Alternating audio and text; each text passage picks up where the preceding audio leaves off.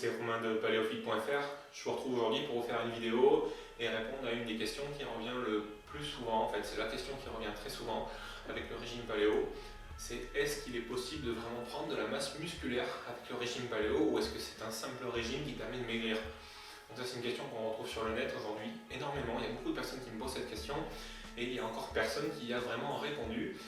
Alors aujourd'hui, ça va être la question du jour. Peut-on prendre de la masse et développer une véritable masse musculaire avec le régime paléolithique en mangeant paléo? Donc pour cela, pour répondre à cette question, je vais vous parler des 3 critères en fait, qu'il faut respecter pour prendre du muscle et vous allez voir que le régime paléo est tout à fait adapté au développement de la masse musculaire. Voilà, tout simplement. Donc c'est parti pour voir les 3 piliers du muscle.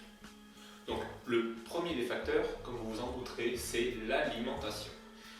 Et c'est là qu'en fait toute la question du paléo se pose. Pour prendre du muscle, il faut avoir des bons apports en protéines et il faut aussi avoir des bons apports en glucides d'un autre côté. Donc les glucides c'est les sucres et les protéines c'est tout ce qui est viande, poisson, œuf. Voilà, ça vous le savez. Donc si votre objectif c'est de développer efficacement votre masse musculaire, il va vous falloir avoir des apports en protéines qui sont adaptés à vos besoins et il va vous falloir aussi des apports en glucides qui sont relativement élevés. Il ne faut surtout pas perdre de vue que c'est pas parce qu'en paléo on ne mange pas de pâtes, on ne mange pas de riz, on ne mange pas de pain qu'on ne peut pas développer en fait sa masse musculaire, qu'on ne peut pas avoir assez d'apports en sucre. Si vous faites des salades de fruits, que vous mangez de la patate douce, d'un coco, ce genre de choses, vous allez automatiquement augmenter vos apports en sucre et ça suffira amplement pour développer votre masse musculaire. Et vous allez voir qu'en fait, pour prendre de la masse, c'est pas uniquement l'alimentation qui joue puisqu'il y a 3 facteurs. Donc soyez sans crainte, si vous avez peur de manquer d'énergie, de manquer de glucides et de manquer de peps pour votre séance et de peps pour donner à vos muscles tout ce dont ils ont besoin pour se développer, ne vous inquiétez pas, avec le régime paléo, vous pouvez tout à fait vous faire des super plats qui comportent pas mal de glucides et qui vous permettront de développer votre masse. Donc, comme je vous le disais tout à l'heure, n'hésitez pas à vous faire des salades de fruits, n'hésitez pas à manger des bananes, à manger de l'avocat, n'hésitez pas à manger de la noix de coco, de la patate douce. Donc ça, vous pouvez y aller, ça va énormément augmenter vos apports en glucides. Donc voilà, j'espère avoir répondu à cette première question assez simplement. Et voilà, vous savez qu'avec le paléo, on peut manger masse, on peut manger et se faire de la masse musculaire. Voyons maintenant le deuxième facteur.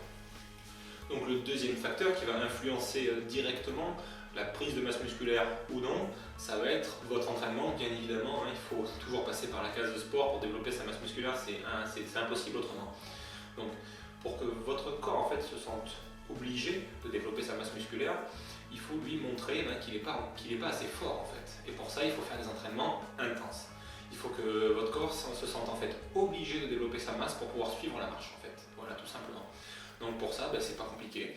Essayez de progresser à chaque fois, essayez de soulever un peu plus lourd à chaque fois. Essayez tout simplement que l'entraînement soit intense et que vous ayez vraiment la sensation de travailler quand vous y êtes. C'est la seule chose vraiment qu'on peut retenir.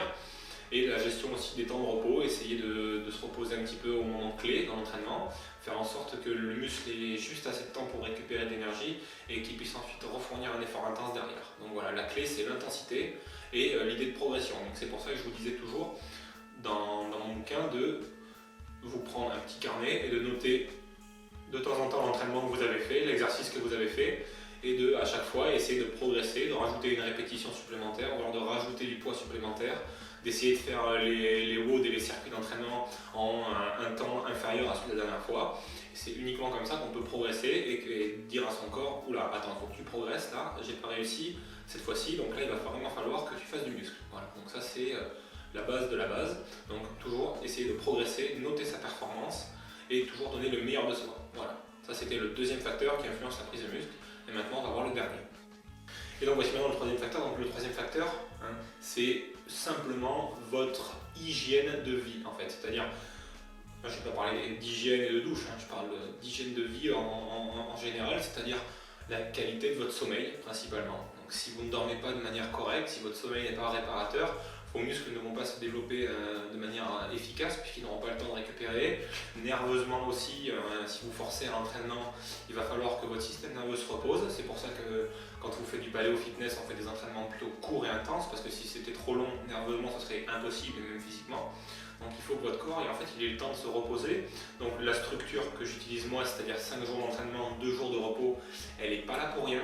S'il y a 2 jours de repos, c'est parce que le corps en a besoin. Si vous allez chercher l'intensité à chaque fois, que vous essayez de vous dépasser à chaque fois, il va falloir que vous vous reposiez. Il va falloir que votre système nerveux il récupère et que vos muscles idem.